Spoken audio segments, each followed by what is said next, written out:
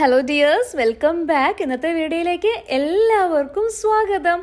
എല്ലാവരും സുഖമായിരിക്കുന്നല്ലോ അല്ലേ? ഇന്ന് നമ്മൾ ചെയ്യാൻ പോകുന്നത് ചോക്ലേറ്റ് കപ്പ് കേക്ക്സ് ആണ് കേട്ടോ.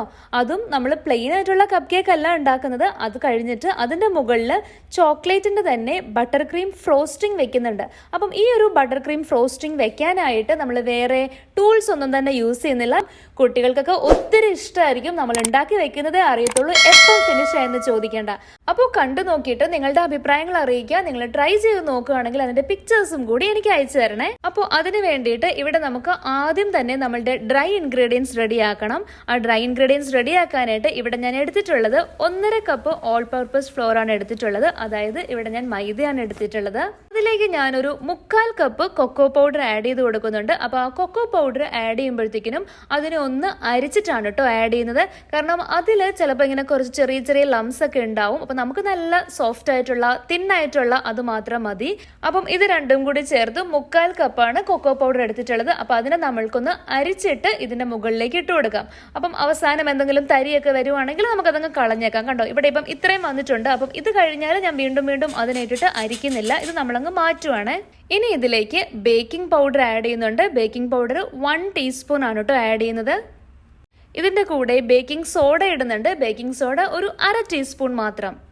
ഇതിലേക്ക് ഒരു പിഞ്ച് ഓഫ് സോൾട്ട് ഇട്ട് കൊടുക്കുന്നുണ്ട്. നമ്മളൊരു മധുരമുള്ള സാധനമാണല്ലോ ഉണ്ടാക്കുന്നത്. അപ്പോൾ ആ ഒരു മധുരം ബാലൻസ് ചെയ്യാൻ വേണ്ടിയിട്ടാണ് കുറച്ച് മാത്രം, ഒരു പിഞ്ച് മാത്രം ഉപ്പിട്ട് കൊടുത്തു. പിന്നെ ഇവിടെ ഞാൻ ഇൻസ്റ്റന്റ് കോഫി പൗഡർ ഇല്ലേ, അത് ആഡ് ചെയ്യുന്നുണ്ട്. അതിട്ട് കൊടുക്കുന്നത് 1 ടീസ്പൂൺ ആണ്. ഇത്രയും കൂടെ കഴിഞ്ഞാൽ നമ്മുടെ ഡ്രൈ ഇൻഗ്രീഡിയൻസിന്റെ പണിയൊക്കെ കഴിഞ്ഞിട്ടുണ്ട്. എന്നിട്ട് ഇതിനെ നമ്മൾ നല്ലതുപോലെ മിക്സ് ചെയ്യണം.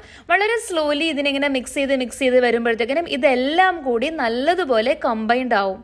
അപ്പോൾ അതിനൊരു ലൈറ്റ് കളറിൽ, ഒരു ലൈറ്റ് ബ്രൗൺ കളറിൽ ഒരു പൗഡർ ആയിരിക്കും നമ്മളുടെ ഡ്രൈ മിക്സ്ചർ ആയിട്ട് കിട്ടുന്നത്.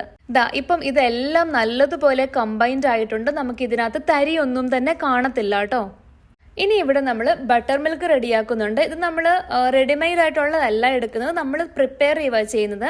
അതിന് വേണ്ടിയിട്ട് ആദ്യം എടുത്തിട്ടുള്ളത് പാലാണ്. പാലൊരു 3/4 കപ്പ് പാലെടുത്തിട്ട് അതിലേക്ക് ഒരു 1.5 ടേബിൾ സ്പൂൺ വൈറ്റ് വിനെഗറും കൂടി ആഡ് ചെയ്തിട്ട് ഇതിനെ നല്ലതുപോലെ മിക്സ് ചെയ്ത് വെക്കാം.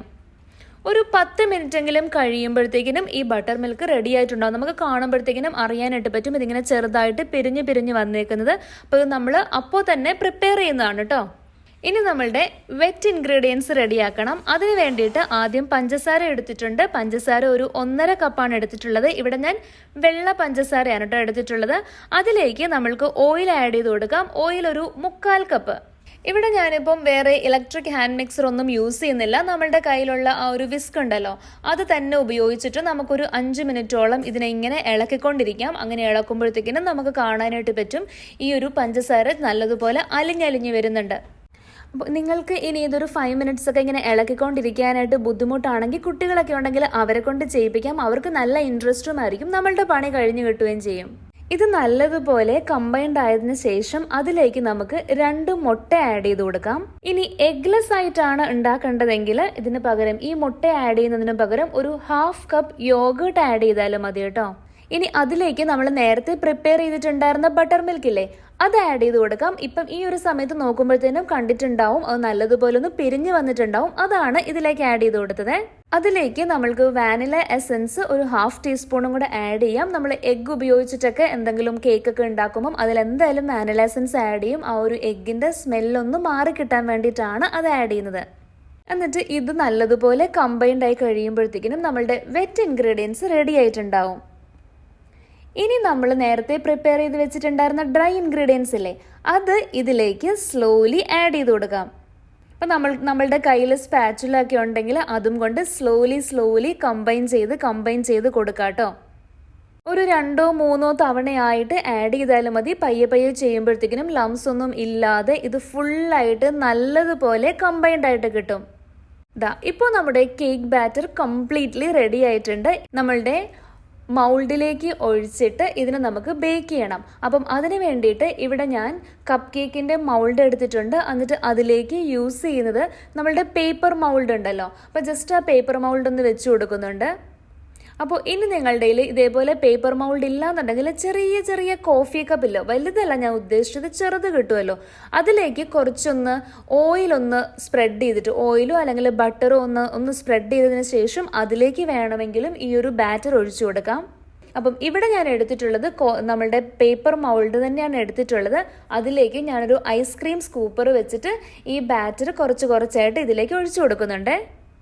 നമ്മൾ ഈ സമയത്ത് നമ്മളുടെ ഓവൻ ഒന്ന് പ്രീഹീറ്റ് ചെയ്യാനായിട്ട് ഇട്ടിട്ടുണ്ടായിരുന്നു. അത് പ്രീഹീറ്റ് ആയതിനു ശേഷം ഈ കപ്പ് കേക്ക്സ് എല്ലാം തന്നെ നമ്മളുടെ ഓവനിലേക്ക് വെച്ചിട്ട് ഇതിനെ നമ്മൾ ബേക്ക് ചെയ്തെടുക്കുവാണ്.